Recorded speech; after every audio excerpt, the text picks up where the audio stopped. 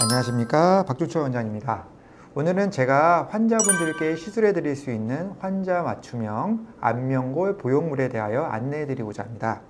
안면골 재건에 이용되는 보형물의 종류는 다음과 같이 여러 가지 종류가 있습니다. 본시멘트, 피크, 티타늄, 고텍스, PCL, 매드포, 실리콘 등입니다.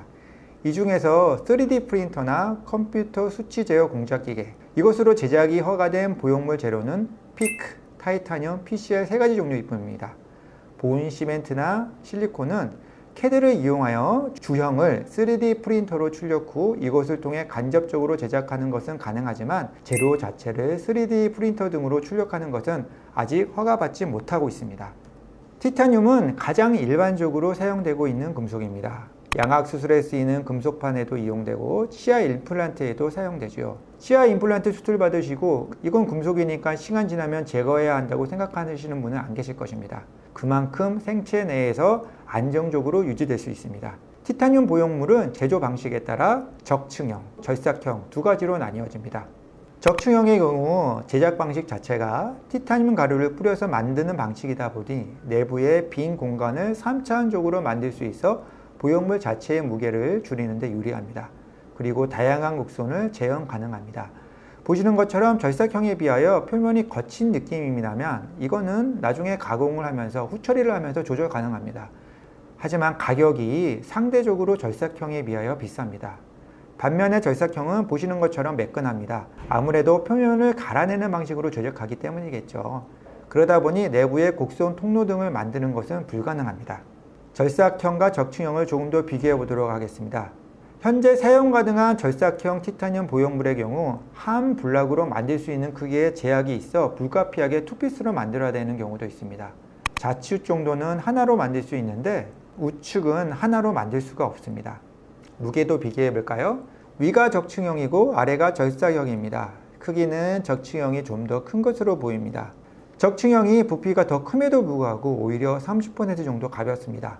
하지만 제가 보형물을 좌표계를 이용하여 대칭적으로 디자인하기에는 절삭형 공급업체의 CAD 프로그램이 더 용이합니다. 이제는 환자 맞춤형 실리콘에 대하여 알아보겠습니다. 가장 큰 장점은 아무래도 가격이 저렴하다는 것이겠죠. 그리고 수술 현장에서 변경이 가능합니다. 실리콘은 칼이나 가위로도 절제가 가능합니다. 하지만 굳이 환자 맞춤형으로 디자인을 완료했는데 수술장에서 변경하는 것은 가능하면 하지 않으려고 하고 있습니다. 제작 과정을 보도록 하겠습니다. 실리콘 보형물은 아무래도 사각턱보다는 턱끝에 주로 사용되고 있습니다.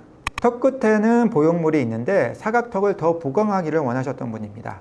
기존의 보형물을 분리한 영상을 얻고 적절한 크기의 사각턱 보형물을 만듭니다. 이처럼 수술하지 않은 사각턱의 부피를 증가시키는 데에는 사각턱에 실리콘을 사용해도 큰 문제는 없는 듯합니다. 이분 같은 경우 수술한 지 2년이 지났지만 현재까지 특별한 문제점은 발견되지 않고 있습니다. 이러한 보형물의 제작을 위하여 예전에는 이렇게 왁스로 디자인을 먼저 하고 제조업체에 디자인을 의뢰해 드렸는데 요즘은 CAD로 다 마무리합니다. 마지막으로 소개해 드릴 자료는 PCL입니다. PCL 재질 보형물에는 PCL과 베타 TCP를 혼합한 경우 그리고 PCL과 BGS7을 혼합한 경우 그 두 가지로 나뉘어집니다. 이 둘 모두 환자 맞춤형으로 제작 가능합니다.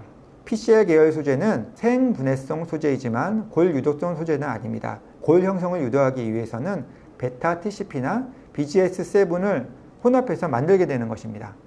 우선 베타 TCP를 혼합한 것의 실제 모습을 보겠습니다. 흥미로운 점은 해당 재료는 이것만으로도 뼈가 생성된 보고가 있다는 것입니다. 보시는 것처럼 양옆에 뼈가 온전하고 중간에 뼈를 재건하는 경우는 추가적인 자각골 사용 없이도 PCL 베타 TCP 단독으로도 뼈 형성이 가능합니다. 하지만 우측처럼 개방된 부위를 재건하는 경우에는 아직 PCL 베타 TCP만으로는 뼈의 생성이 확인되지 않고 있습니다. 설령 뼈가 왼쪽의 경우처럼 생성될 수 있다고 하더라도 보다 확실한 결과를 얻기 위하여 가능한 자가곡을 같이 혼합하는 것이 아직은 더 유리해 보입니다. 다음은 PCL OGS7입니다. 이 재료는 자가골과 혼합 시 뼈가 생성되는 것이 2년간에 거쳐 팔로우업 데이터가 있습니다. 이때 생긴 뼈의 강도에 대하여 저는 자신 있게 말씀드릴 수 있는데요. 왜냐하면 치아 임플란트를 견딜 만큼의 강도를 지녔기 때문입니다. 이처럼 노란색으로 표시한 공간에 PCL과 자가골을 이용하여 빨간 선처럼 고리식을 합니다. 그리고 PCL로 형성된 치조골에 임플란트를 식립하였고 침입하는 도중에 확인된 뼈의 강도는 충분히 단단한 것으로 확인되었습니다. 그리고 제가 이 논문의 교신 저자인 이우령 교수에게 직접 확인해 봤는데 실제 상부 부철물도 만들어서 식사하시는데 무리 없이 잘 사용하고 계시다고 합니다. 구강암명외과, 더 크게는 치과 영역에서 골형소 유도를 통한 자가골 생성은 새로운 것이 아닙니다. 치과에서는 치조골이 없을 경우 가이디드 본 리제너레이션, 즉 골 형성 유도를 하는데 이것이 사각턱 등의 안면골까지 확장된 것으로 생각하시면 됩니다. 하지만 자가골 보온 시는 다음과 같은 점을 고려해야 합니다. 복원량이 많을 경우 엉덩이 뼈에서 뼈를 채취해야 합니다. 이로 인해 보행이 일정 기간 불편할 수 있고 2차적인 수술 부위가 필요합니다. 자가골이 생겼다는 것은 해당 부위가 살아있는 뼈이고 이는 생리적 변화에 반응한다는 것이므로 리모델링, 골 개조에 의해 시간이 경과하면서 원래 계획했던 바와 다소 모양의 차이가 생길 수도 있습니다. 반면에 다른 보형물들은 생명력이 없는 무기체이므로 인체 내 환경에서도 그 모양을 꾸준히 유지합니다. 또한 PCL과 자가골을 이용한 복원은 아직 장기적인 데이터는 부족합니다.